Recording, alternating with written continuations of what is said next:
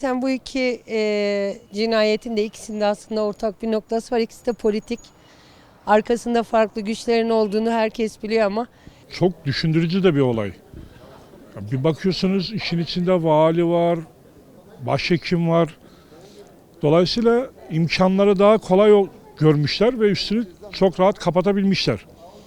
Peki bu 6 seneden sonra valinin oğlu öldürüp de bugünden niye kalkıp da ortaya çıkarıyorsunuz? Onu bana bir söyler misin? Sahipsizlerdi. Çünkü sahipleri yoktur.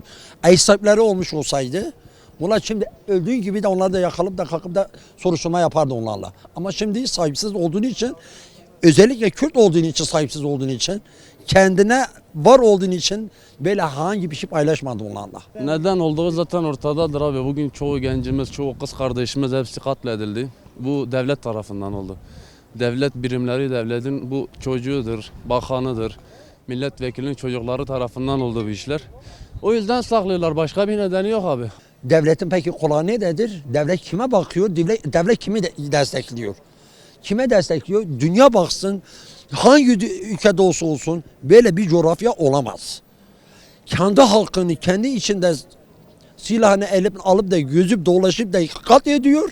Sen böyle bakıyorsun. Peki senin devletin neden kaldı? Ne biçim devletsin? Nasıl bir devletsin?